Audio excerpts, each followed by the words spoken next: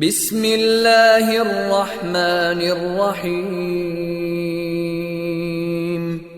शुरू अल्लाह के नाम से जो रहमान और रहीम है।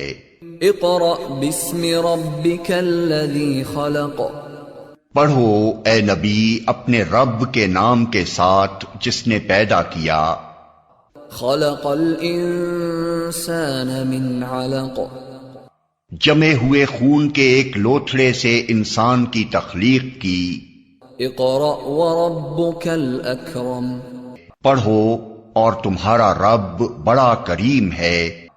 अल्लज़ी अल्लम बिल क़लम। जिसने कलम के जरिए से इल्म सिखाया। अल्लमल इंसान मा लम यअलम। इंसान को वो इल्म दिया जिसे वो न जानता था। Assalamu alaikum, students and parents. We start our class with the name of Allah, who is the most beneficent and the most merciful.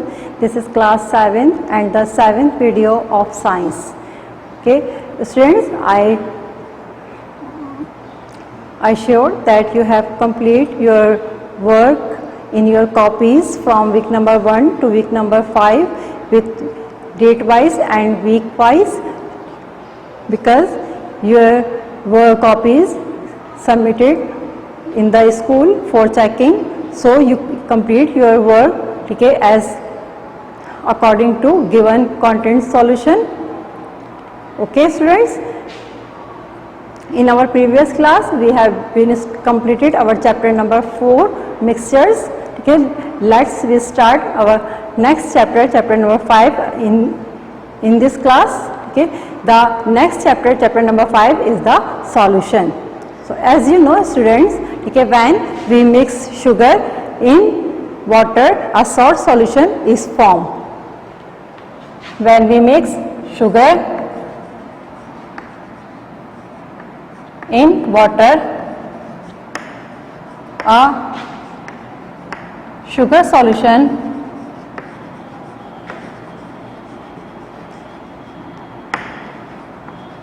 is formed. When sugar is dissolved in water, a sugar solution is formed. Clear?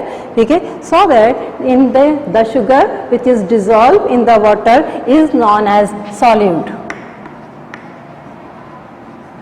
What is the solute? The substance which dissolves, substance which dissolve, substance which dissolves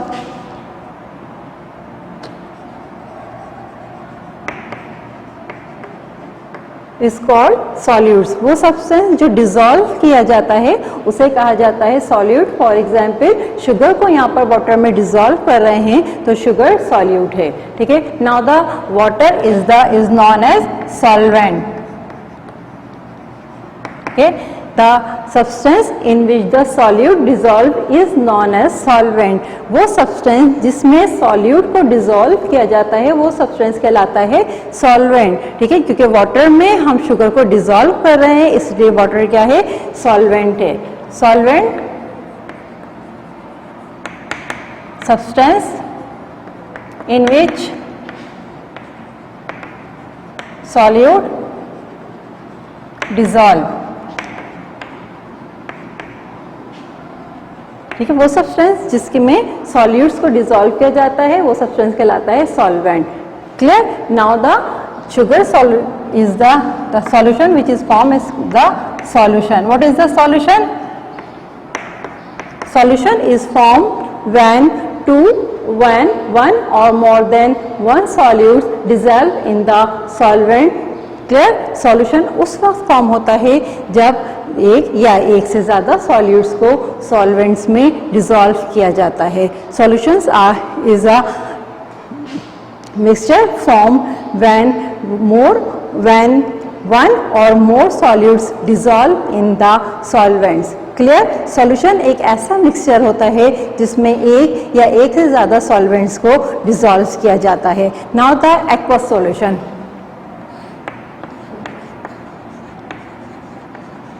aqueous solution. What is the aqueous solution? The solution in which the solvent is water, ठीक है, is known as aqueous solution. एक ऐसा solution जिसमें water as a solvent use किया जाता है is known as aqueous solution. उसे aqueous solution कहा जाता है. एक ऐसा सॉल्यूशन जिसमें वाटर को एज अ सॉल्वेंट यूज किया जाता है उसे कहते हैं एक्वस सॉल्यूशन. एग्जाम्पल्स हैं इसमें Fiji drink, mineral waters,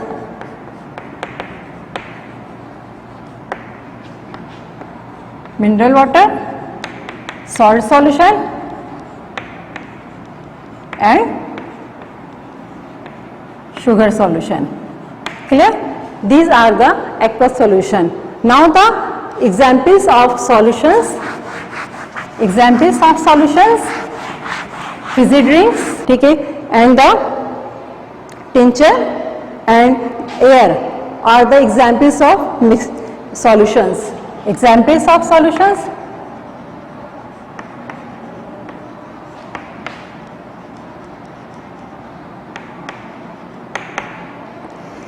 fizzy drink,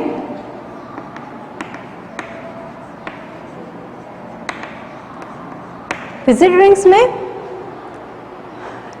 carbon dioxide, fizzy drinks में carbon dioxide, colourings, flavorings,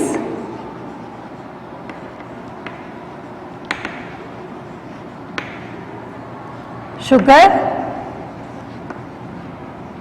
are used as a solvent. इन्हें यूज किया जाता है सॉल्यूट्स के तौर पर. क्लियर? और इसके अंदर जो वाटर है वो है सॉल्वेंट. क्लियर? ठीक है. फिजी ड्रिंक्स में carbon dioxide, colourings, flavourings, sugars जो यूज किए जा रहे हैं, ठीक है, ये एज अ सॉल्यूट्स यूज किए जा रहे हैं जिन्हें डिसॉल्व किया जाता है वाटर में. क्लियर? तो so water is the solvent. Now the next is the tincture.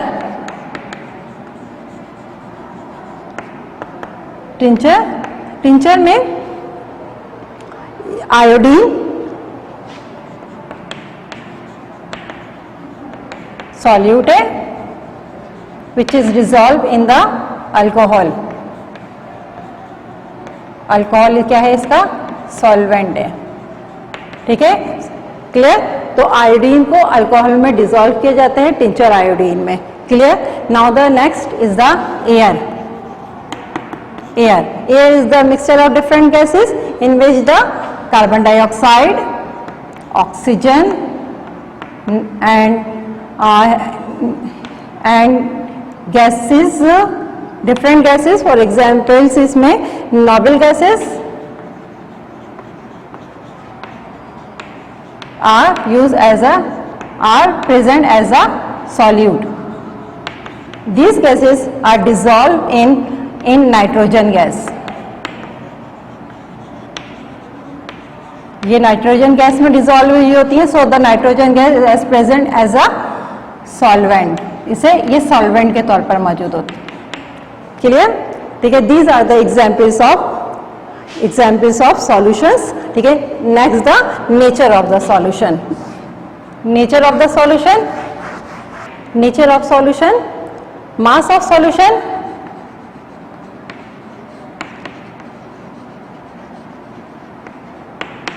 is equal to mass of solute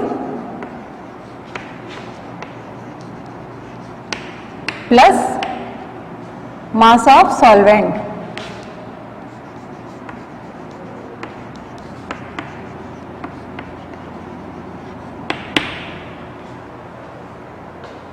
Mass of solution is equal to the total mass of solute and the mass of the solvent. Solute और solvent का जो total mass होता है वो दरअसल solution के मास के equal होता है.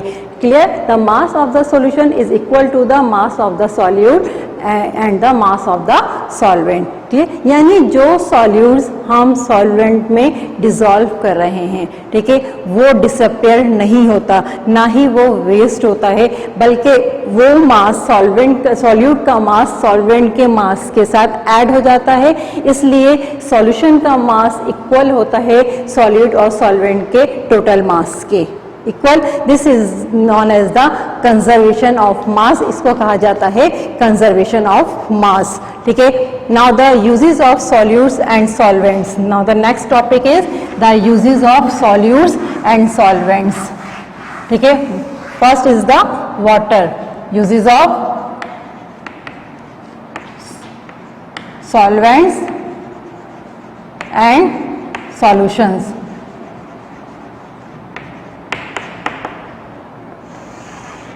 Uses of solvents and solutions. ठीक है, इसमें वाटर, ठीक है, वाटर ड्रिंकिंग पर्पस के लिए यूज किया जा रहा है। ठीक है, वाटर क्या है, ये सॉल्वेंट है, क्लियर। और उसके बाद प्लांट्स को में जो है अपने रूट्स के थ्रू एब्जॉर्ब करते हैं मिनरल सॉल्ट्स और वाटर।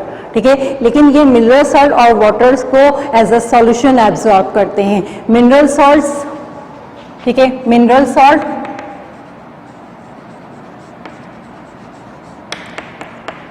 वाटर के साथ मिलके सॉल्यूशन फॉर्म करता है। ठीक है, जिसे इस सॉल्यूशन को फॉर्म करता है एक सॉल्यूशन, और इस सॉल्यूशन को प्लांट्स एब्जॉर्ब करते हैं। ठीक है, क्लियर। अब हम इनके यूजेस पढ़ेंगे इन द होम्स। ठीक है, uses of solvents and solution in Holmes. घरों में क्या क्या यूजेस है सॉल्वेंट्स और सॉल्यूशन के इन होम्स। ठीक है, होम्स में सबसे पहले वाटर। ठीक है, we use water for drinking, cleaning, washing, cooking and bathing purpose, clear. And we use water, ठीक है, एज अ सॉल्वेंट, ठीक है, इन वॉशिंग पर्पस। ठीक है, different dyes and different types of detergents and stains are dissolved in the water, clear. Different beverages like tea, coffee, fizzy drinks are examples of solutions, clear. Now the next is in agriculture.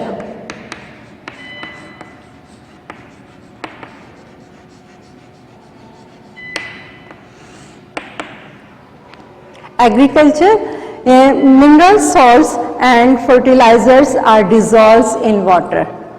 Mineral waters and salts are dissolved in water so that plant can absorb easily. ठीक है, जब agriculture में mineral water और salts को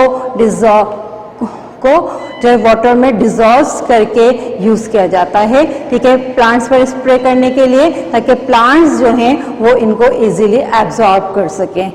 ठीक है, एक cultivation होती है, फार्मिंग होती है। ठीक है, हाइग्रोस्कोपिक फार्मिंग। हाइग्रोस्कोपिक फार्मिंग में जो है प्लांट्स की आर्टिफिशियल ग्रोथ की जाती है विदाउट सॉइल। ठीक है, प्लांट्स रूट्स को डिप किया जाता है मिनरल सॉल्ट सॉल्यूशन में। मिनरल सॉल्ट्स के सॉल्यूशन में प्लांट्स की रूट्स को जब डिप किया जाता है तो इन मिनरल सॉल्ट्स को एब्जॉर्ब करती हैं लिक्विड फॉर्म में। ठीक है, और ग्रो करते हैं प्लांट्स, क्लियर। उसके बाद इन मेडिसिन्स,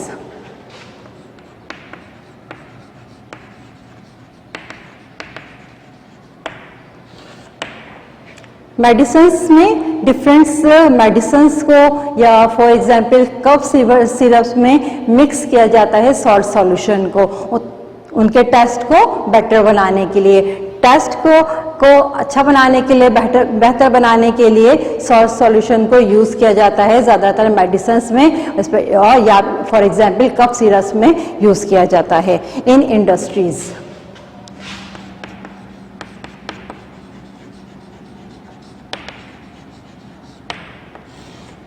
इंडस्ट्रीज में water use as a raw material in the manufacture of foods, drinks, textile and soaps, detergents. ठीक है, इन तमाम चीज़ों की मैन्युफैक्चरिंग्स में वाटर को as a raw material use किया जाता है। क्लियर। उसके बाद टर्पेंटाइन एंड अल्कोहल, ठीक है, alcohol and other types of solvents, turpentine, alcohols and different types of solvents are used as a raw material in the manufacture of dyes, ink and in paints. Paints, inks और dies बनाने के लिए टर्पेंटाइन्स, alcohol और दूसरे solvents को use किया जाता है as a raw material. Clear. Next the alloy. Alloy हमने पहले चैप्टर में डिस्कस किया था। What are the alloy? Alloy are the mixtures of metals and other metals, ठीक है। These alloys are use as a raw material for the manufactures of cars, machineries and aeroplanes, ठीक है। Car, machineries और aeroplanes की manufacturing में alloys को as a raw material use किया जाता है। Clear. The next topic is the solubility.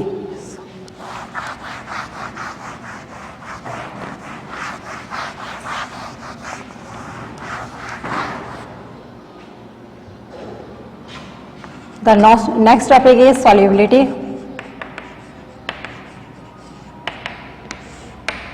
The topic is there are different types of solutions. Okay, there are different types of solution for, okay, the dilute solution, concentrated solution and the saturated solution. First of all, we discuss the types of the solution. Types of solution.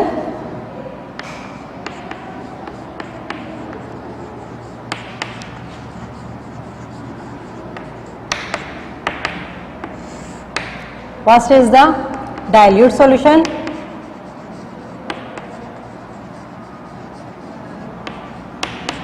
Number 2, concentrated solution.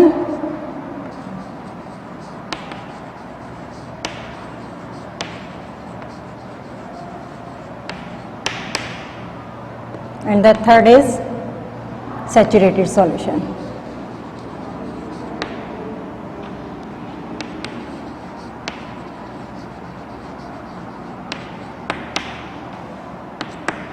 Clear? Okay, dilute solution, a solution in which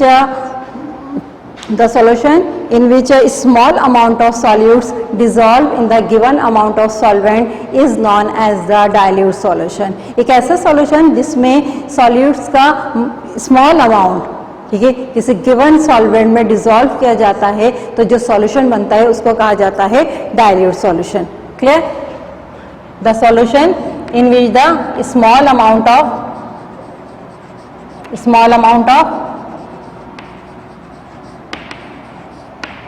solute dissolved in the given amount of solvent is known as dilute solution. एक ऐसा solution जिसमें solutes के small amount को solvent के given amount में dissolve किया जाता है वो कहलाता है dilute solution, ठीक है। Now there is the concentrated solution, the solution in which a large amount of solute dissolved in a given amount of solvent is known as the concentrated solution. Clear? The large amount of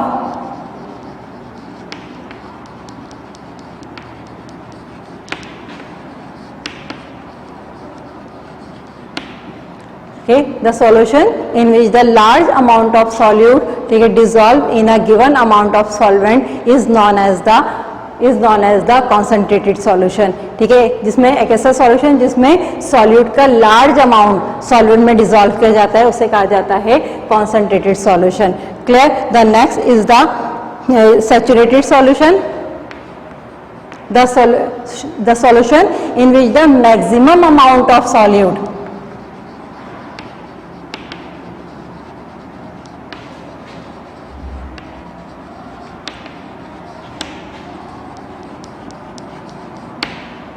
clear? The solution in which the maximum amount of solute, ठीक है, dissolve in a given amount of solvent at a particular temperature is known as saturated solution. At particular temperature,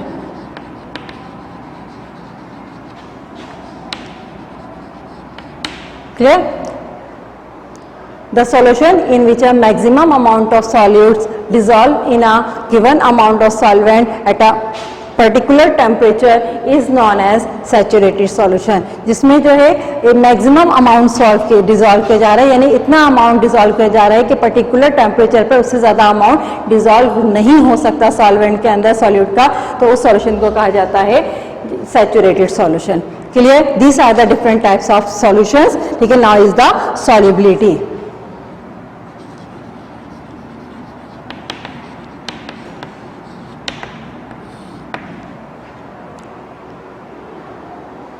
Solubility is the maximum amount of solute, ठीक है, which can dissolve in 100 grams of solvent at a particular temperature.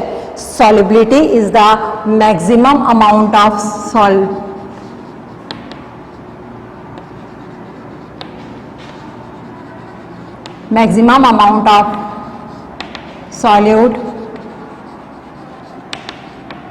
ठीक है, is the maximum which can dissolve in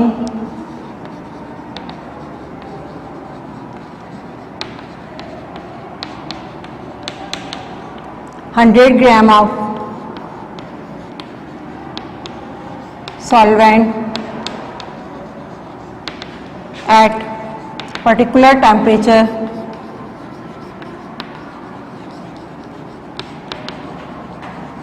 is known as solubility. Solubility is the maximum amount of solutes, ठीक है, which can dissolve in 100 grams of solvent at a particular temperature is known as solubility. ठीक है, अगर हम solute का वो maximum amount जो dissolve हो रहा है 100 ग्राम ऑफ सॉल्वेंट में एक पर्टिकुलर टेम्परेचर पर, ठीक है, तो सॉल्यूट के उस मैक्सिमम अमाउंट को कहा जाता है उसकी सॉल्युबिलिटी. ठीक है, फॉर एग्जाम्पल, ठीक है, we dissolve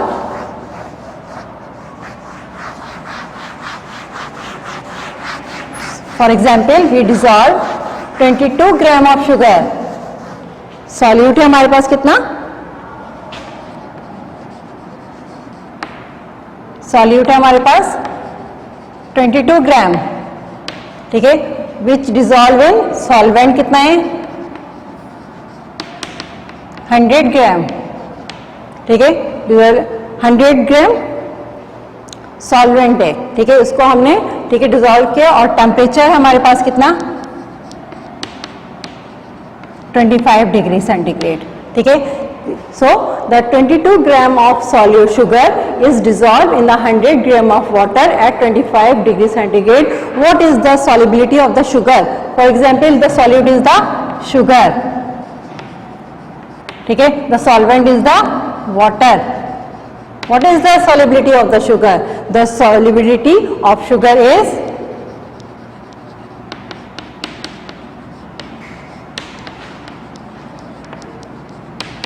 of sugar is 22 gram per 100 gram of water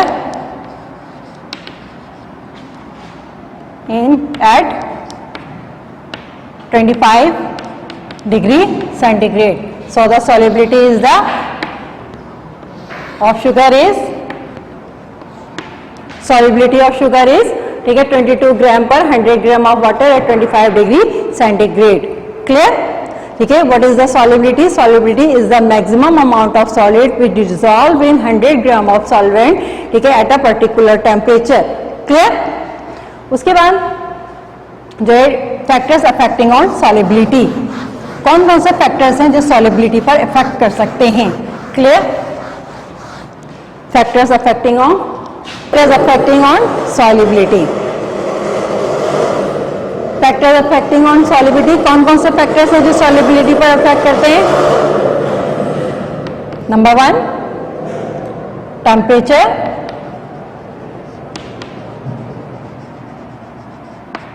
second nature of solute,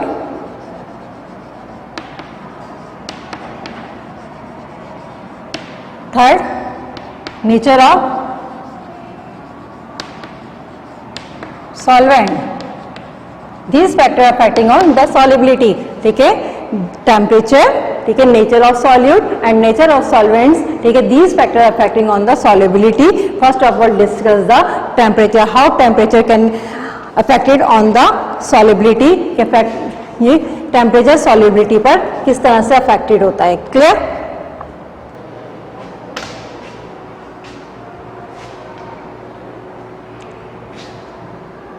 This graph show the effect of temperature on the solubility.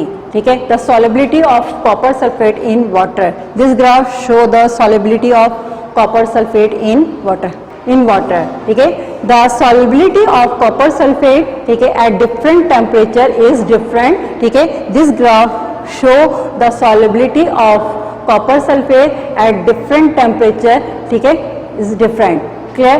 The solubility of copper sulfate at 0 degree centigrade, at 0 degree centigrade is 16 gram per 100 gram, is 16 gram per 100 gram. ठीक है, this is the values of the solubility in water. ठीक है, ये दरअसल ये line ये show कर रही है वैल्यूज सॉल्युबिलिटीज को, और ये जो हैं ये वैल्यूज शो कर रही हैं टेम्परेचर डिफरेंसेस को.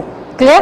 तो यहाँ पर ये जो वैल्यू है, ठीक है, ये वैल्यू पॉइंट शो कर रहा है कि सॉल्युबिलिटी जो है कॉपर सल्फेट की वो 0 डिग्री सेंटीग्रेड पर 16 ग्राम पर 100 ग्राम है. क्लियर? इसी तरह से अगर टेम्परेचर इंक्रीज हो जाता है 0 डिग्री सेंटीग्रेड से टेम्परेचर इंक्रीज होकर हो जाता है 10 डिग्री सेंटीग्रेड, तो 10 डिग्री सेंटीग्रेड पर सॉल्युबिलिटी भी इंक्रीज हो गई. सॉल्युबिलिटी फिर हो गई 17 ग्राम पर 100 ग्राम, 17 ग्राम पर 100 ग्राम. ठीक है, इसी तरह से अगर टेम्परेचर मजीद इंक्रीज किया 20 डिग्री सेंटीग्रेड कर दिया तो 20 डिग्री सेंटीग्रेड पर यहाँ पे सॉल्युबिलिटी भी इंक्रीज होकर हो गई है 18 ग्राम पर 100 ग्राम. क्लियर? तो उसके बाद अगर टेम्परेचर मजीद इंक्रीज हो जाता है 30 डिग्री सेंटीग्रेड तक इंक्रीज करता है तो इसकी सॉल्युबिलिटी हो जाती है 24 ग्राम पर 100 ग्राम. ठीक है, अगर टेम्परेचर हो जाता है 40 डिग्री सेंटीग्रेड, 40 डिग्री सेंटीग्रेड पर टेम्परेचर है इसकी सॉल्युबिलिटी है 30 ग्राम पर 100 ग्राम. जैसे जैसे टेम्परेचर इंक्रीज होता जा रहा है कॉपर सल्फेट की सॉल्युबिलिटी भी वाटर में 100 ग्राम वाटर में इंक्रीज होती चली जा रही है. क्लियर? तो यहाँ पर जब हम पहुँचते हैं तकरीबन 80 डिग्री सेंटीग्रेड पर जो सॉल्युबिलिटी है वो इंक्रीज होकर पहुँच गई है, ठीक है, 80 ग्राम पर 100 ग्राम ऑफ वाटर. क्लियर? तो जिस तरह से जैसे जैसे टेम्परेचर इंक्रीज होता जा रहा है वैसे वैसे जो है 100 ग्राम वाटर में सॉल्युबिलिटी भी इंक्रीज होती चली जा रही है. तो so what is the effect of temperature on the solubility? ठीक है, as well as temperature increase the solubility increase. जैसे जैसे टेम्परेचर इंक्रीज होता चला जाएगा वैसे वैसे सॉल्युबिलिटी भी इंक्रीज होती चली जाएगी. Clear? Now the nature of the solute. ठीक है, different solubility of different solutes is different at different temperatures. ठीक है, different temperature, ठीक है, same temperatures पर different solutes की solubility different होती है. This graph show the solubility of different solutes, ठीक है, in 100 grams of water. ठीक है, this graph show the solubility of different solvents. ठीक है, sodium chloride, ammonium sulphate, potassium nitrate and sucrose. ठीक है, दीज आर सॉल्यूट्स. ठीक है, यहाँ पर सॉल्यूट्स की सॉल्युबिलिटी आपको दिखाई जा रही है. ठीक है, जो डिफरेंट है डिफरेंट टेम्परेचर्स पर. ठीक है, इन 100 ग्राम्स ऑफ वाटर में. क्लियर? अब यहाँ पर जो है सॉल्युबिलिटी ऑफ सोडियम क्लोराइड. ठीक है, the solubility of sodium chloride is 40 gram per 100 gram at 100 degree centigrade. 100 degree centigrade पर इसकी सॉल्युबिलिटी जो है वो 40 ग्राम पर 100 ग्राम है, और 0 डिग्री सेंटीग्रेड पर इसकी सॉल्युबिलिटी कितनी है? 40 ग्राम पर 100 ग्राम है. ठीक है, इसी तरह से अगर हम आ जाते हैं अमोनियम सल्फेट पे तो अमोनियम सल्फेट की सॉल्युबिलिटी 100 डिग्री सेंटीग्रेड पर है 80 ग्राम पर 100 ग्राम. ठीक है, और यही अमोनियम सल्फेट की सॉल्युबिलिटी 0 डिग्री सेंटीग्रेड पर है 80 ग्राम पर 100 ग्राम. क्लियर? इसी तरह से पोटेशियम नाइट्रेट है. पोटेशियम नाइट्रेट की सॉल्युबिलिटी जो है वो 100 डिग्री सेंटीग्रेड पर है 180 ग्राम पर 100 ग्राम. और यही इसी पोटेशियम नाइट्रेट की सॉल्युबिलिटी 0 डिग्री सेंटीग्रेड पर देखिए कम हो गई है, वो हो गई है 10 ग्राम पर 100 ग्राम. क्लियर? इसी तरह से सक्रोज की सॉल्युबिलिटी है 100 डिग्री सेंटीग्रेड पर 400 ग्राम पर 100 ग्राम, और इसकी सॉलिबिलिटी 0 डिग्री सेंटीग्रेड पर क्या है, कितनी है, 180 ग्राम पर 100 ग्राम। क्लियर? तो डिफरेंट सॉल्यूट्स की सॉलिबिलिटी, ठीक है, डिफरेंस होती है, ठीक है, इन 100 ग्राम्स ऑफ सॉल्वेंट्स में, ठीक है, solubility. So the solubility depends on the nature of the solute. तो सॉलिबिलिटी जो है वो नेचर ऑफ द सॉल्यूट्स पर भी डिपेंड करती है। Now the next factor is the nature of the solvent. The solubility depends on the nature of the solvent. Solubility solvents की nature पर भी depend करती है। For example alcohol, for example iodine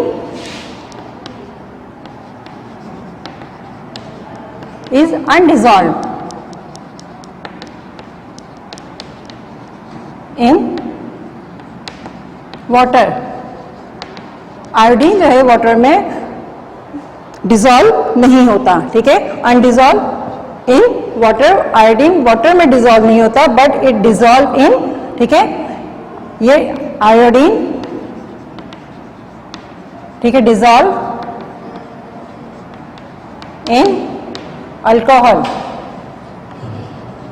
ठीक है। देखिए हमारे पास यहाँ पर सॉल्यूट तो वही रहा, आयोडीन सेम रहा, लेकिन यहाँ पे हमने सॉल्वेंट को चेंज कर दिया। एक सॉल्वेंट में जो है वो आयोडीन डिसॉल्व हो रहा है जबकि दूसरे सॉल्वेंट में डिसॉल्व नहीं हो रहा, ठीक है। तो आयोडीन जो है वाटर में डिसॉल्व नहीं होता लेकिन अल्कोहल में डिसॉल्व हो जाता है, ठीक है। तो इस तरह से जो सॉल्युबिलिटी है वो नेचर ऑफ द सॉल्वेंट पर भी डिपेंड करती है। Clear? The next topic is acid and alkalis, ठीक है। Now the next topic is acids and alkalis. Acid and alkalis are substances which dissolve in water and form the aqueous solution.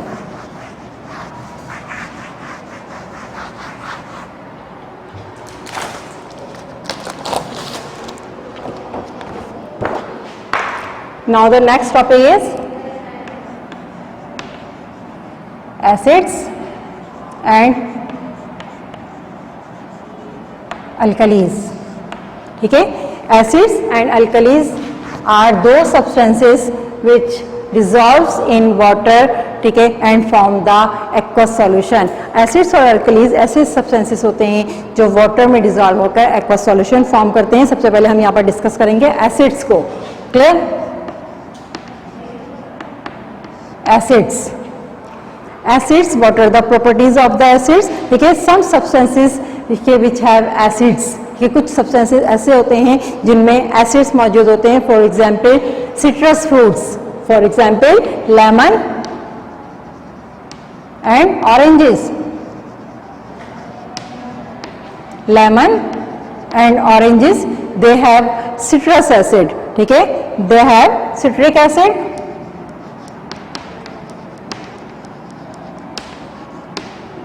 और lemon, oranges या फिर citrus fruits के अंदर जो है वो सिट्रिक एसिड मौजूद होता है, ठीक है। Now the next is the vinegar,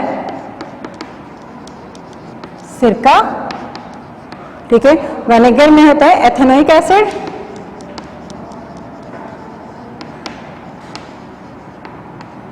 विनेगर्स में एथेनोइक एसिड्स मौजूद होता है। उसके बाद एप्पल, ठीक है, एप्पल्स में मैलिक एसिड होता है।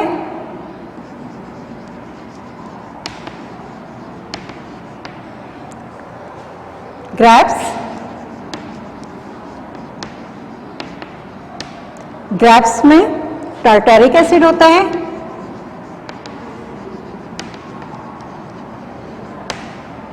ग्रेप्स में टार्टारिक एसिड होता है। योगर्ट,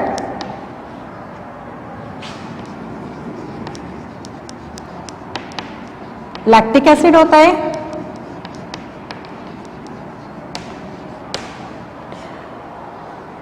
ठीक है, लेमन, ऑरेंजेस या फिर सिट्रस फ्रूट्स में सिट्रिक एसिड होता है, विनेगर्स में एथेनोइक एसिड मौजूद होता है, एप्पल्स में मैलिक एसिड होता है, ग्रेप्स हैं उसमें टार्टरिक एसिड मौजूद होता है, योगर्ट्स है उसमें लैक्टिक। इसके अलावा एसिड्स जो होते हैं कुछ एनिमल्स में भी मौजूद होते हैं।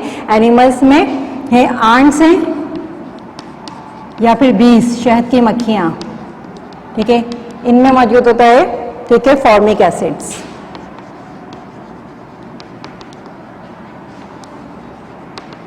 हमारे डाइजेस्टिव सिस्टम है,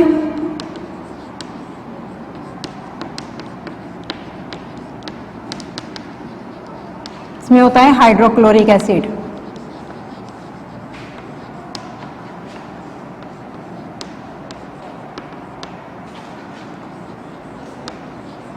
hydrochloric acid kills the germs in the food. हम जो फूड खा रहे होते हैं उसके अंदर जो जर्म्स मौजूद होते हैं, हाइड्रोक्लोरिक एसिड उन जर्म्स को खत्म कर देता है।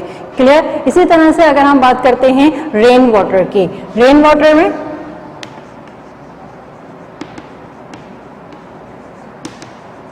रेन वाटर जो है ये एयर में मौजूद कार्बन डाइऑक्साइड गैस के साथ रिएक्ट कर लेता है और बनाता है कार्बन, ठीक है, एसिड फॉर्म करता है। रेन वाटर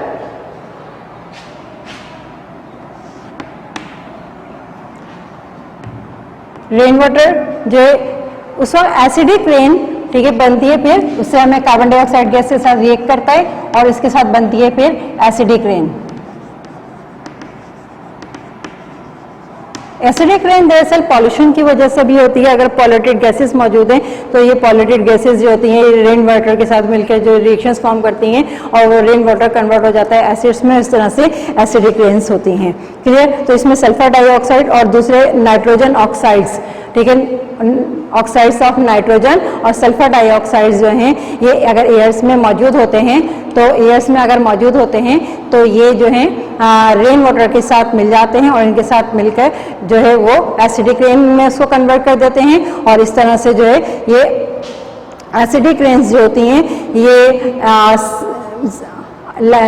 अर्थ सरफेस पर मौजूद डिफरेंट एनिमल्स के लिए, लिविंग ऑर्गेनिजम्स के लिए बहुत ज़्यादा हार्मफुल होती हैं। क्लियर। इसके अलावा बहुत सारे एसिड ऐसे होते हैं जिन्हें हम अपनी लेबॉर्ट्रीज में भी यूज़ कर रहे होते हैं, जैसे हाइड्रोक्लोरिक एसिड है, सल्फ्यूरिक एसिड है, नाइट्रिक एसिड्स हैं, इनको हम लेबॉर्ट्रीज में भी यूज़ कर रहे होते हैं। ठीक है। What are the properties of the acids? ठीक है। Now the next topic is the properties of the acids. ठीक है। The taste of the acids is सोर,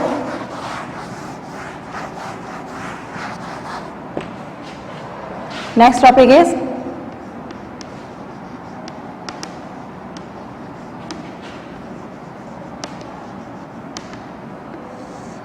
properties of acids. Acids have sour taste. उनका ज़ायक़ा बहुत ज़्यादा कड़वा होता है, ठीक है, खट्टा होता है। ठीक है। Acids have sour taste. ठीक है। Now the acids are corrosive. ये बहुत ज़्यादा कॉरोसिव होते हैं। स्ट्रॉन्ग एसिड्स जो होते हैं उनको अगर लेबोरेटरीज में अगर यूज़ कर रहे होते हैं तो बहुत ज़्यादा एहतियात के साथ यूज़ करना चाहिए, केयरफुल रहना चाहिए, क्योंकि अगर ये हमारे स्किन के साथ कांटेक्ट में आते हैं तो स्किन को ये बर्न कर सकते हैं। ठीक है। इस are corrosive.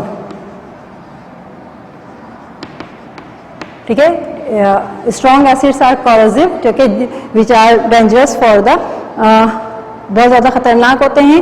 Acids turns blue litmus into red. What is the litmus? ठीक है, litmus paper. Third is the acids turns blue litmus into red. ठीक है। लिटमस से है, लिटमस पेपर दरअसल ये एक इंडिकेटर होता है जो एसिड्स और एल्कलीज को आइडेंटिफाई करने के लिए यूज़ किया जाता है। देखिए दो तरह के लिटमस पेपर्स होते हैं, एक होता है रेड लिटमस पेपर और एक होता है ब्लू लिटमस पेपर। क्लियर। यहाँ पे ये आपके पास है, एक रेड लिटमस पेपर है और ये एक ब्लू लिटमस पेपर है। ठीक है। ये हैं लिटमस पेपर्स। क्लियर। ये इसमें ये रेड लिटमस पेपर है और ये ब्लू लिटमस पेपर से। जब हम एसिड्स को आइडेंटिफाई करते हैं तो हम ब्लू लिटमस यूज़ करते हैं। अब जो अगर एसिड्स जो होते हैं वो इन ब्लू लिटमस पेपर्स के कलर्स को चेंज कर देते हैं रेड कलर में। ठीक है। फॉर एग्जाम्पल्स हमारे पास एक एसिड है यहाँ पर, ठीक है, हाइड्रोक्लोरिक एसिड, इसमें हम यूज कर रहे हैं ये हाइड्रोक्लोरिक एसिड है। अगर हम ये ब्लू लिटमस पेपर्स जो है इस एसिड में डालेंगे तो ये इसका कलर जो है वो ब्लू से रेड हो जाएगा। क्लियर। आगे समझ में। तो यहां पर अगर हम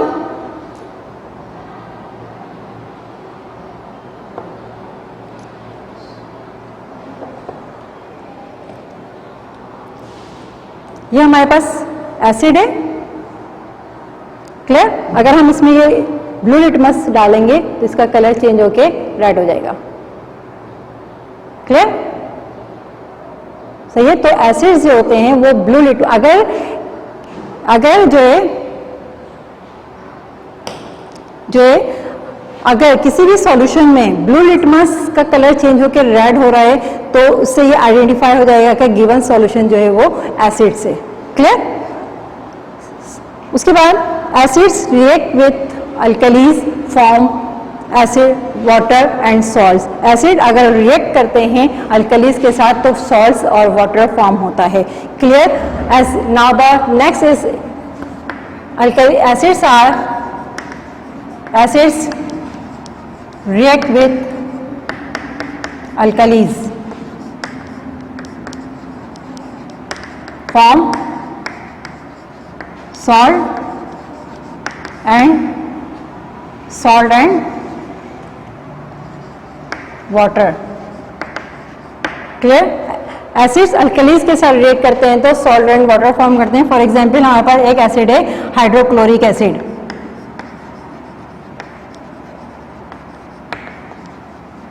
हाइड्रोक्लोरिक एसिड, ठीक है। यहाँ पे हाइड्रोक्लोरिक एसिड अगर रिएक्ट करता है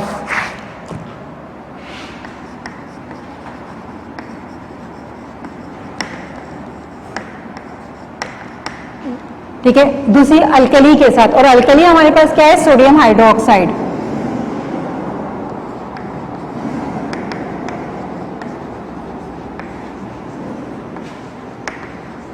क्लियर। हमारे पास है सोडियम हाइड्रोक्साइड, तो फॉर्म होते हैं सॉल्ट एंड वाटर,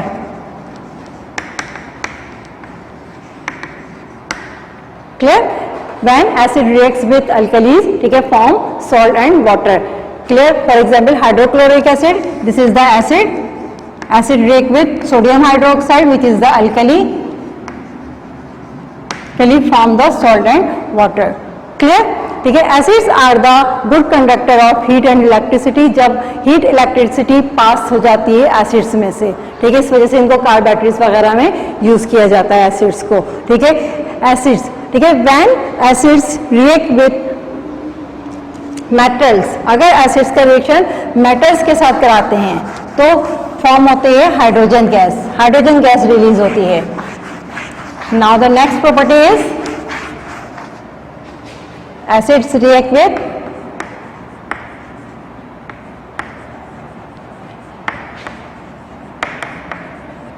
metals,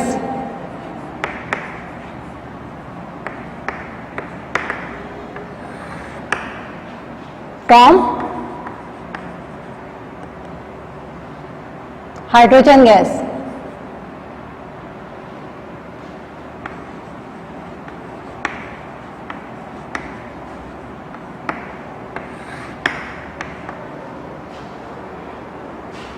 ठीक है। एसिड्स जब रिएक्ट करते हैं मेटल्स के साथ तो हाइड्रोजन गैस रिलीज होती है। फॉर एग्जांपल हमारे पास एसिड है hydrochloric acid,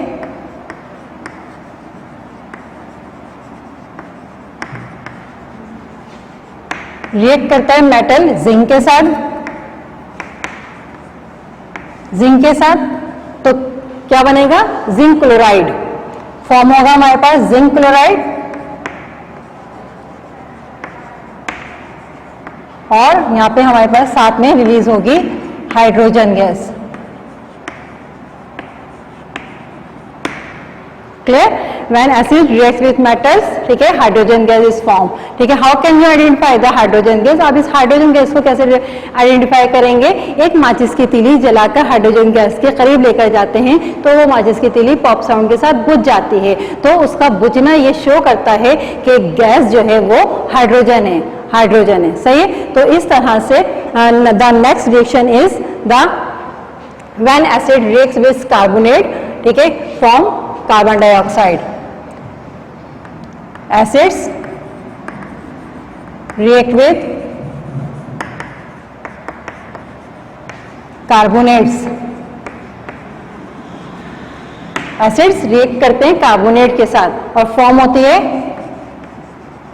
carbon dioxide, When acids reacts with carbonates form carbon dioxide, जब एसिड्स रिएक्ट करते हैं कार्बोनेट्स के साथ तो कार्बन डाइऑक्साइड गैस प्रोड्यूस होती है। For example nitric acid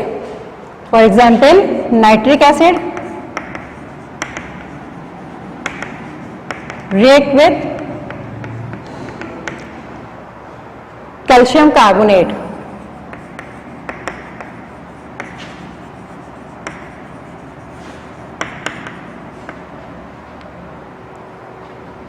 form of calcium carbonate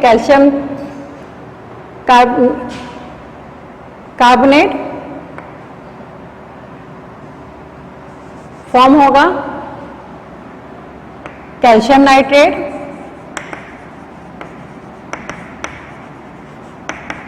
plus carbon dioxide gas release होगी। Clear? जब एसिड्स रिएक्ट करते हैं कार्बोनेट्स के साथ तो रिलीज होती है कार्बन डाइऑक्साइड गैस।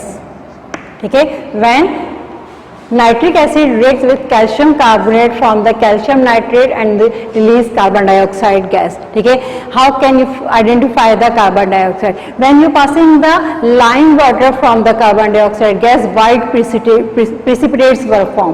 ठीक है, जब हम जो है कार्बन डाइऑक्साइड गैस में से लाइम वाटर को पास करते हैं। लाइम वाटर क्या होता है? दरअसल जो होता है ये चूने का पानी होता है, उसे कहा जाता है लाइम वाटर। क्लियर? तो जब इसमें से हम पास करते हैं तो उसमें से व्हाइट प्रिसिपिटेट्स फॉर्म होते हैं। What are the प्रिसिपिटेट्स?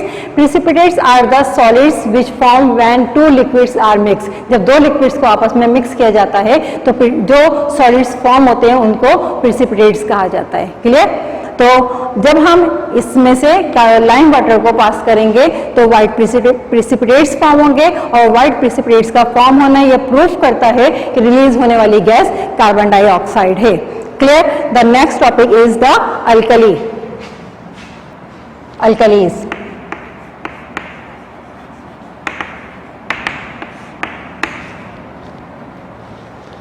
अल्कलीज, ठीक है, आपने अपने घरों में सोप्स यूज करते हैं, डिटर्जेंट्स यूज करते हैं, उनका टच किस तरह से होता है? दे हैव स्लिपरी टच, उनका टच स्लिपरी होता है, चिकना होता है। ठीक है, दे हैव अल्कलीज, उनके अंदर अल्कलीज मौजूद होते हैं। ठीक है, तो alkalis, what are the properties of alkalis? Alkalis have slippery touch, उनका टच स्लिपरी होता है, काफी चिकना होता है। क्लियर है? उसके बाद अल्कलीज हैव बिटर टेस्ट, उनका टेस्ट बहुत कड़वा होता है। ठीक है, alkalis have bitter taste, they have slippery touch,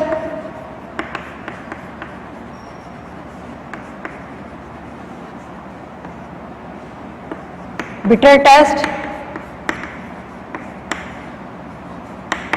Number third, alkalis are also good conductor of heat and electricity. alkalis भी heat और electricity के good conductors होते हैं, इनमें से भी heat और electricity easily pass हो जाती है. Clear? They are good conductor of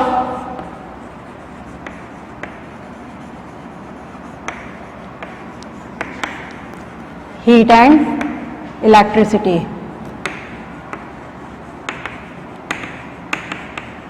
heat और इलेक्ट्रिसिटी के गुड कंडक्टर्स होते हैं.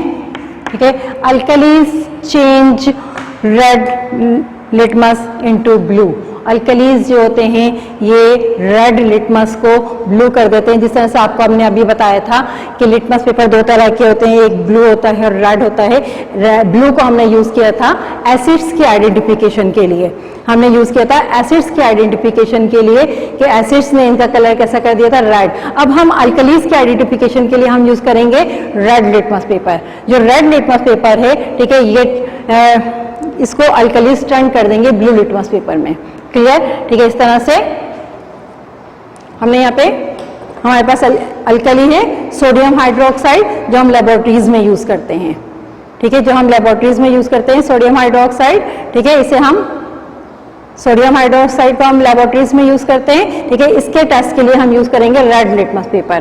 क्लियर है? रेड लिटमस पेपर, ये जो अल्कली है ये रेड लिटमस को टर्न कर देगा ब्लू में. क्लियर? ये हमारे पास हमने पेट्री डिश में ले लिए. ठीक है, थोड़ा सा ये रेड लिटमस है. अब हमने इसको डिप किया है, देखें अल्कली में देखिए इसका कलर जो है वो चेंज हो गया, ब्लू हो गया।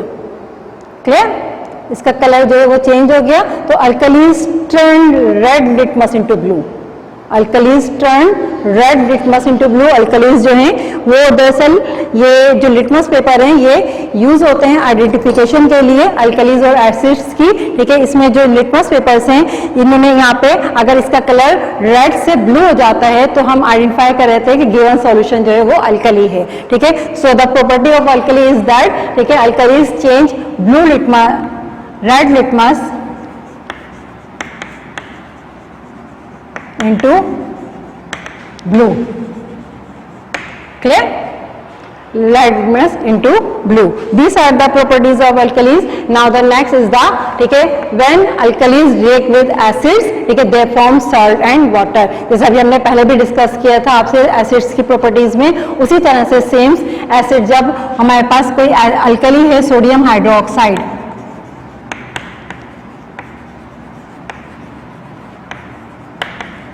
ये रिएक्ट करता है एसिड के साथ, हाइड्रोक्लोरिक एसिड के साथ।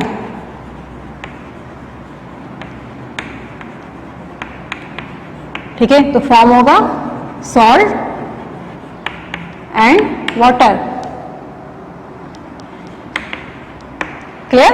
तो when alkalis react with acids they form salt and water. Alkalis जब रिएक्ट करती हैं एसिड्स के साथ तो सॉल्ट और वाटर फॉर्म होता है। Clear? These are the properties of alkalis. Now we discuss the next topic, ठीक है, द इंडिकेटर्स। हमारे पास, ठीक है, गिवन है 2-3 सॉल्यूशंस। ठीक है, अब हमारे पास 3 सॉल्यूशंस गिवन है, अब हमें नहीं पता कि कौन सा एसिड है कौन सा अल्कली है। ठीक है, अब हमें आइडेंटिफाई करना है उन एसिड और अल्कलीज को, तो आइडेंटिफाई किस तरह से करेंगे? दरअसल उनको आइडेंटिफाई करने के लिए कुछ सब्सटेंसेस यूज करते हैं, उन सब्सटेंसेस को कहा जाता है इंडिकेटर्स। इंडिकेटर दरअसल डाई होती हैं, ठीक है, इनमें डिफरेंट कलर्स होते हैं जो अपने कलर्स से शो करती हैं कि गिवन सॉल्यूशन जो है वो एसिड है या अल्कली है। ठीक है, तो alkalis, the indicators is a dye और a mixture of a dye which changes the color according to the acidity or alkalinity of a substance. Clear? तो इंडिकेटर क्या है? दरअसल इंडिकेटर्स ऐसे सब्सटेंसेस होते हैं जो के डिफरेंट्स, जो के डाइज पर कंसिस्ट करते हैं या मिक्सचर ऑफ द डाइज होते हैं, और ये सब्सटेंसेस के कलर्स को उनकी एसिडिटी या बेसिसिटी के तौर पर चेंज कर देते हैं। ठीक है, an indicator is a dye और a mixture of a dye which changes the colour according to the acidity और अल्कलिनिटी, ठीक है, ऑफ अ सब्सटेंस। क्लियर? तो there are different types of indicators, ठीक है, in which the is litmus paper,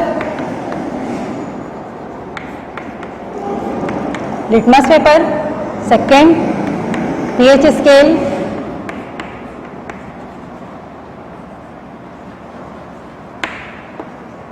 universal indicator,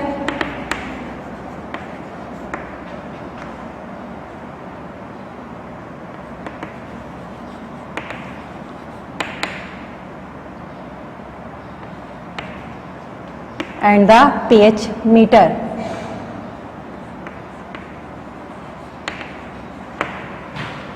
pH meter. Litmus paper अभी हमने आपको discuss किया था लिटमस पेपर का। ठीक है, लिटमस पेपर्स, ठीक है, is a mixture of dyes. Litmus paper are the mixture of dyes, ठीक है, which are use to identify the solutions substances according to its acidity and alkalinity. Acid, ठीक है, तो ये ऐसे इंडिकेटर्स होते हैं, ठीक है, जो कि सब्सटेंसेस के कलर को चेंज कर देते हैं उनकी एसिडिटी या अल्कलिनिटी की बेस पर। Clear?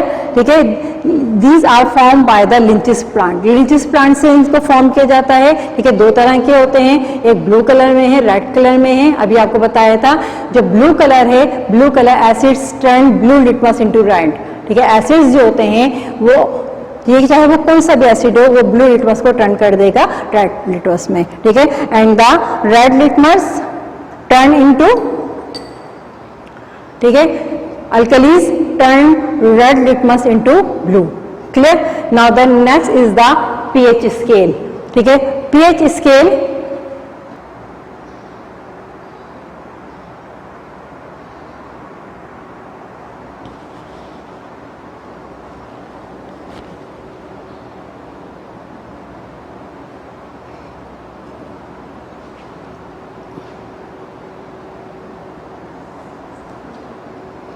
pH scale is used to express how a solution acidic or alkaline। pH scale show करता है कि कोई भी सब्सटेंस कितना एसिडिक है या कितना अल्कलाइन है। ठीक है, pH scale, ठीक है, is used to express the acidic to express how a substance acidic or alkaline। pH scale, ठीक है, ये pH scale है। ठीक है, the range of pH scale is 0 to 14। pH scale की रेंज 0 से 14 तक होती है। ठीक है, the mid point is 7। The mid point is 7। दो सब्सटेंसेस, नेचुरल सब्सटेंसेस, ठीक है, जो natural substances pH values is 7। जो नेचुरल सब्सटेंसेस होती हैं उनकी pH वैल्यूज 7 होती है। ठीक है, for example water, the pH of water is 7। Clear? The values from 6 to 0, ठीक है, shows the acidic nature। ठीक है, and the values from the 8 to 14 shows the alkaline nature। ठीक है, वो substances जिनकी pH values 6 से 0 तक की रेंज में होती हैं, वो substances acidic nature के होते हैं, की नेचर एसिडिक होती है। और वो सब्सटेंसेस जिनकी pH वैल्यूज जो हैं वो 8 से 14 तक होती है, उनकी नेचर अल्कलाइन होती है, उनकी नेचर अल्कलाइन होती है। क्लियर? तो जैसे जैसे pH वैल्यूज 7 से डाउन होती चली जाती है तो एसिडिटी इंक्रीज होती चली जाती है। जैसे जैसे pH स्केल पर जो है वैल्यूज डाउन होती चली जाती हैं, एसिडिटी इंक्रीज होती जाती है। जैसे जैसे pH वैल्यूज जो है वो इंक्रीज, ठीक है, डाउन हो रही है वैल्यूज, pH वैल्यूज, वैसे वैसे एसिडिटी इंक्रीज हो रही है। यहाँ पर अगर जो है वो कार बैटरीज में जो एसिड हाइड्रोक्लोरिक एसिड यूज किया जा रहा है उसकी pH वैल्यू 0 है, so it is the concentrated acid. ठीक है, बहुत उसके बाद वो वैल्यूज डाइजेस्टिव जूस स्टमक में जो मौजूद होता है उसकी pH वैल्यू है 1, क्योंकि वो भी हाइड्रोक्लोरिक एसिड है जो हमारे डाइजेस्टिव सिस्टम में जर्म्स को किल कर रहा है। ठीक है, लेमन जूस में जो एसिड मौजूद है, सिट्रिक एसिड, जब हमने डिस्कस किया था, उसकी pH वैल्यू है 2। विनेगर, सिरका, इसमें इसकी होती है pH वैल्यू 3। ठीक है, टोमेटो जूस, इसकी pH वैल्यू है 4। ठीक है, एसिड रेन, इसकी pH वैल्यू है 5। ठीक है, अनपॉल्यूटेड रेन, इसकी pH वैल्यू है 6। ठीक है, तो वो सब्सटेंसेस जिनकी pH वैल्यू 6 to 0 की रेंज में होती है, these substances are acidic in nature. Clear? और जैसे जैसे हम वैल्यूज इंक्रीज होती जाती हैं, pH वैल्यूज 7 के बाद इंक्रीज होती जाती हैं, वैसे वैसे अल्कलाइन नेचर भी इंक्रीज हो जाती है, अल्कलिनिटी भी बढ़ती चली जाती है। ठीक है, फॉर एग्जाम्पल यहाँ पर अगर जो 14 है, ठीक है, सोडियम हाइड्रोक्साइड सॉल्यूशन, ठीक है, इसकी अल्कलिनिटी सबसे ज्यादा है। ठीक है, तो pH स्केल पर जैसे जैसे pH वैल्यूज 8 to 14 इंक्रीज होती जाती है, अल्कलिनिटी भी इंक्रीज होती चली जाती है। क्लियर? तो pH वैल्यूज के थ्रू पता चलता है कोई भी सब्सटेंस कितना ज्यादा अल्कलाइन है या कितना ज्यादा एसिडिक है। क्लियर? उसके बाद द नेक्स्ट है universal indicator. Universal indicator which is a mixture of different types of indicators. ठीक है, universal indicator is the mixture of different types of indicators can be use to determine the acidity and alkalinity of a substance, जिसे किसी भी substance की acidity और alkalinity को मालूम करने के लिए यूज किया जाता है। क्लियर? तो universal indicator is the mixture of different type of indicator which is use to determine the acidity and alkalinity of a substance. इस सब्सटेंस की एसिडिटी और अल्कलिनिटी को डिटरमाइन करने के लिए यूज किया जाता है। यूनिवर्सल इंडिकेटर्स में दरअसल डिफरेंट कलर्स शो होते हैं। ठीक है, इसमें डिफरेंट कलर्स शो होते हैं, इस तरह से डिफरेंट कलर्स शो करते हैं डिफरेंट सब्सटेंसेस की जो एसिडिटी और अल्कलिनिटी कलर्स के थ्रू शो होती है। फिर कलर्स को जो है वो पीएच स्केल के थ्रू इनकी एसिडिटी और अल्कलिनिटी को मालूम किया जाता है।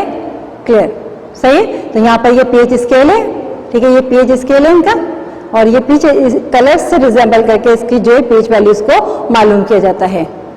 यूनिवर्सल इंडिकेटर पेपर को डिप किया जाता है किसी भी सब्सटेंस में, ठीक है, अब उस पेपर का कलर चेंज हो जाता है। फॉर एग्जांपल जिस तरह से आपको यहाँ पर दिखाया जा रहा है, ठीक है, कि यहाँ पर जो है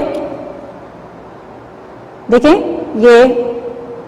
ये कलर जो है यूनिवर्सल इंडिकेटर पेपर को डिप किया गया है किसी सब्सटेंस में, तो इसका कलर यहाँ पे चेंज हो गया। कलर चेंज होने के बाद जो है इसको हम जो है कंपेयर करते हैं पीएच मीटर से। पीएच मीटर से जहां से कलर रिजेंबल करता है वहां से इसकी पीएच वैल्यूज को मालूम कर लिया जाता है। क्लियर। उसके बाद जो है हमारे पास नेक्स्ट टॉपिक आ जाता है पीएच मीटर, ठीक है। नेक्स्ट है इसमें हमारे पास indicator pH meter. PH meter के थ्रू जो है वो पीएच वैल्यूज बहुत जो है इमीडिएटली और एक्यूरेटली मालूम की जाती है, बहुत जल्दी से, और बहुत सही रीडिंग मालूम करने के लिए पीएच मीटर यूज किया जाता है, ठीक है, लाइक दिस। ये पीएच मीटर है, ठीक है। अब फॉर एग्जांपल लेमन जूस की जो है वो मालूम करनी है, तो इसके लिए हम क्या करेंगे, यहाँ पे इसकी रीडिंग को हम लेमन जूस में डिप करते हैं, जिसकी वजह से इसके यहाँ पे हमें रीडिंग शो हो जाती है। क्लियर, ये रीडिंग यहाँ पे शो हो जाती है। तो पीएच मीटर जो है वो किसी भी सब्सटेंस की एसिडिटी या अल्कलिनिटी को जो है क्विकली और जो है बहुत एक्यूरेटली शो करता है, ठीक है। Now the next topic mixing acids and alkalis. Mixing, the next topic is mixing acids and alkalis।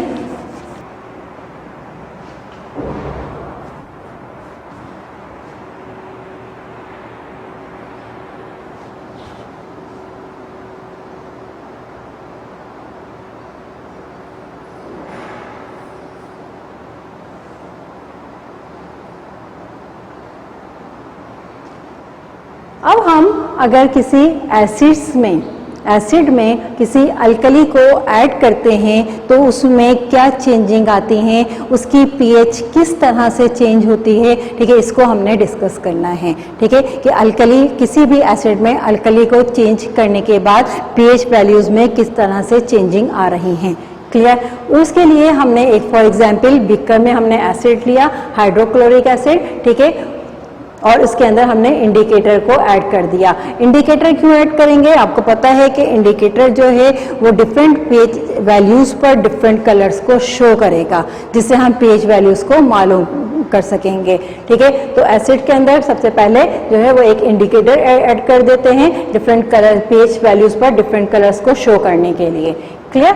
उसके बाद यहाँ पर हम अल्कली यूज कर रहे हैं सोडियम हाइड्रोक्साइड, ठीक है, इसमें हम फ्यू ड्रॉप्स सोडियम हाइड्रोक्साइड के ऐड करेंगे अल्कली में, ठीक है, एसिड के अंदर। जो एसिड हमने हाइड्रोक्लोरिक एसिड का लिया है इसकी पीएच है 1, ठीक है, इसकी पीएच वैल्यू है 1, ठीक है, पीएच वैल्यू 1 है तो इसका मतलब ये स्ट्रॉन्ग एसिड है, ठीक है। अब हमने थोड़ा सा इसके अंदर अल्कली ऐड कर दिया, लेकिन जब इसके अंदर हम अल्कली ऐड करेंगे तो अल्कली जो है वो एसिडिटी को कम करना शुरू कर देगी, ठीक है, एसिडिटी कम होती चली जाएगी, यानी इसकी पीएच वैल्यू जब एसिडिटी कम होगी तो पीएच वैल्यू इंक्रीज होना शुरू हो जाएगी, 1 से इंक्रीज होना शुरू हो जाएगी, और साथ साथ इंडिकेटर की वजह से उसका कलर भी चेंज होना शुरू हो जाएगा पीएच वैल्यूज चेंज होने की वजह से। अब जब हम इसमें चेंज करें तो पीएच वैल्यू फॉर एग्जांपल जो है चेंज होकर 1 से चेंज होकर कितनी हो गई 4 का मतलब है इसकी एसिडिटी कम हो गई, और ठीक है एसिडिटी इसकी कम हो गई, ठीक है, यानी कोई भी अल्कली ऐड करने की वजह से इसकी एसिडिटी कम हो गई। अब हमने इसमें मजीद फ्यू ड्रॉप्स अल्कली के ऐड करने, सोडियम हाइड्रोक्साइड के ऐड करेंगे। जब हम इसमें जो है मजीद थोड़ी सी अल्कली ऐड करते हैं तो अल्कली एसिडिटी को मजीद कम कर देती है। जब एसिडिटी मजीद कम होती है तो पीएच वैल्यू इंक्रीज हो जाएगी, 4 से भी इंक्रीज होकर फॉर एग्जांपल इसकी पीएच वैल्यू अब 4 से इंक्रीज होकर हो गई 7, पीएच वैल्यू हो गई 7। तो इंडिकेटर की वजह से इसका कलर जो शो हुआ है वो है ग्रीन कलर। अब आपको बताया था हमने 7 जो है वो जो है पीएच वैल्यू 7 जो है वो न्यूट्रल होता है, ठीक है, न्यूट्रल का मतलब है ना वो एसिडिक है ना वो अल्कलाइन है, ठीक है। वो सब्सटेंसेस जो ना एसिडिक होते हैं ना अल्कलाइन होते हैं, उनकी pH वैल्यूज होती है 7, ठीक है। फॉर एग्जाम्पल वाटर की pH वैल्यू होती है 7, क्योंकि ना वो एसिड है ना वो है अल्कली, ठीक है। तो यहाँ पर अगर यहाँ पर सॉल्यूशन की pH वैल्यू 7 हो गई तो इसका मतलब है ये ना एसिडिक है ना अल्कलाइन है, ठीक है। अब ये न्यूट्रल है, ठीक है। यहाँ पर इसका कलर हो रहा है शो। अब क्या होगा अगर हम इसके अंदर मजीद अल्कली ऐड करते हैं, मजीद अल्कली ऐड करने के बाद अब यहाँ पर इसकी एसिडिटी कंप्लीटली खत्म हो गई, अब ये इसकी जो है मजीद अल्कली ऐड करने से इसकी अल्कलिनिटी बढ़ेगी, अल्कलिनिटी इंक्रीज होगी, ठीक है। और pH वैल्यू 7 से जब इंक्रीज होना शुरू होगी तो ये अल्कलाइन नेचर में कन्वर्ट हो जाएगा, एसिड से ये अल्कलाइन नेचर में कन्वर्ट हो जाएगा। पहले एसिड था, अब ये किस में कन्वर्ट हो रहा है, अल्कलाइन नेचर में कन्वर्ट हो रहा है। अब इसकी pH वैल्यू हो गई 9, अब ये हो गया, ठीक है, अल्कलाइन। तो इस तरह से अगर हम किसी एसिड के अंदर अल्कली को ऐड करते हैं तो इसकी pH वैल्यूज इंक्रीज होना शुरू हो जाती हैं। एक टाइम पर आकर जब इसकी pH वैल्यू 7 होती है तो वो न्यूट्रल हो जाता है, उस वक्त ना वो एसिड होता है ना अल्कली होता है, ठीक है। और उसके बाद मजीद अगर अल्कली ऐड करते हैं तो अल्कलिनिटी 7 से जब इंक्रीज होती है तो वो अल्कलाइन नेचर में चेंज हो जाता है, ठीक है। इसकी एक एग्जाम्पल लेते हैं उस सॉइल की जो एसिडिक सॉइल है। एसिडिक सॉइल क्या होती है, अगर एसिडिक रेन हो रही है, तेजाबी बारिश हो रही है, तो वो जो एसिडिक रेन होती है, जो एसिडिक रेन होती है वो सॉइल को, ठीक है, एसिडिक कर देती है, ठीक है। अब इस एसिडिक सॉइल को जो है, इस एसिडिक सॉइल को हमें चेंज करना है, न्यूट्रल सॉइल में कन्वर्ट करना है। तो आप किस तरह से करोगे, ठीक है, किस तरह से करोगे, उसको न्यूट्रल सॉइल में कन्वर्ट करने के लिए सबसे पहले आप क्या करोगे कि उस सॉइल के अंदर हम कोई भी अल्कली ऐड करेंगे, लाइक दिस, इसकी तरह जो हमने यहाँ पे एक्सपेरिमेंट आपको समझाया है वही यही प्रोसेस हम उस सॉइल में अप्लाई करेंगे, ठीक है। जो सॉइल एसिड रेन की वजह से एसिडिक नेचर की हो गई है उसको जो है न्यूट्रल करने के लिए हम उसमें कोई जो है ऐड करेंगे कोई अल्कली। फॉर एग्जाम्पल यहाँ पर हमने जो है एसिडिक सॉइल के अंदर लाइम या कैल्शियम ऑक्साइड ऐड करेंगे, ठीक है। एसिडिक सॉइल है, इसके अंदर हम करेंगे लाइम, ठीक है, या फिर calcium,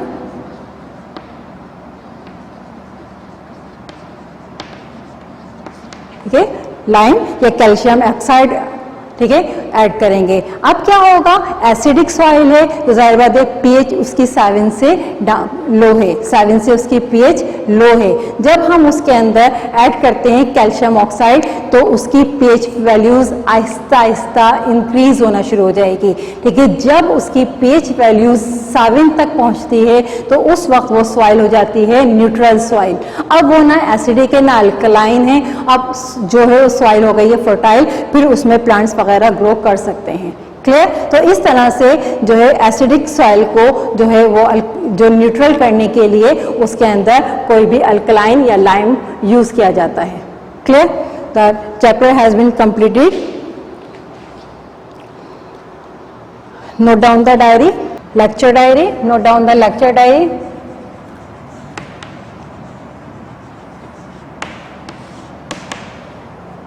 Lecture diary related to your lecture, ठीक है, make a list.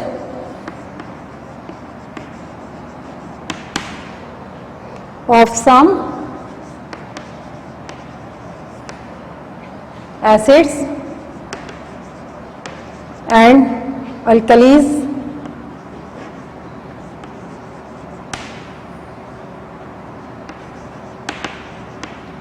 names,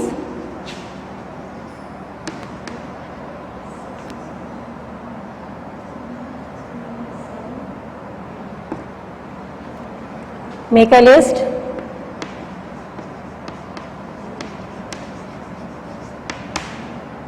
of some acids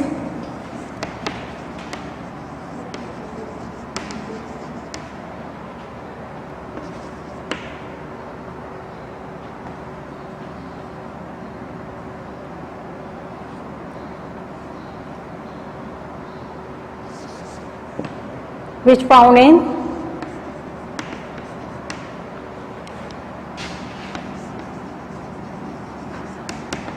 different substances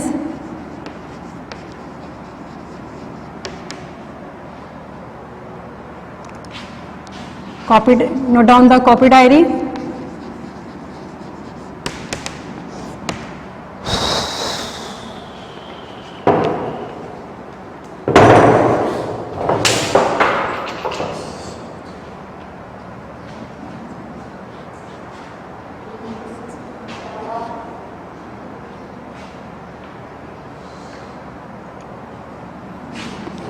Do review question.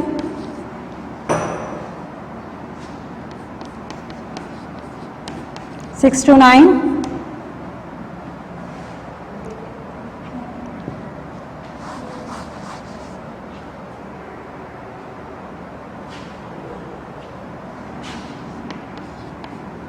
One to 5 from content solution page 142, 145,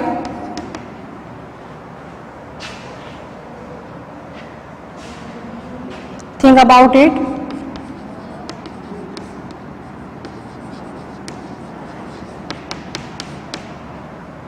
Page 97, book page 97 from content solution page number 141.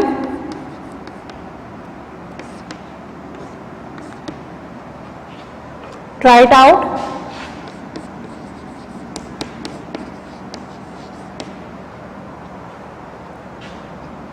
Page 111, content solution page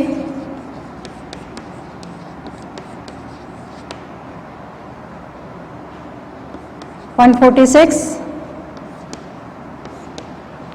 You will do these questions from content solution of week number 6, okay, and these questions will do from content solution of week number 7.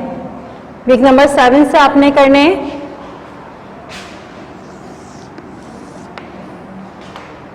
ये आपने करने week 6 के content solutions और यहाँ पे आपने ये करने वीक 7 के कंटेंट सॉल्यूशन से ये क्वेश्चन आपने करने review question 6 to 9 from content solution page 162 to 165. Think about it.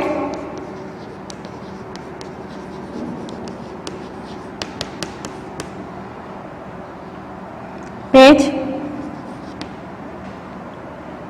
111, content solution page 163.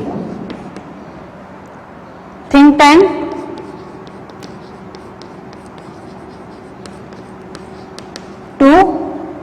Book page 121 and content solution page 165. You will do these questions from your content solution week number 6 and week number 7. You will complete your work in proper way in your copies, okay, date wise and week wise. Okay, submission of copies had been started in your schools for checking, so you will complete your work in proper way. Okay, I hope you have got everything very well. Okay, your content has been completed. Midterm, first semester midterm content has been completed. Okay, now we discussed about some revisions in the next class. Till then, okay, Allah Hafiz and take care.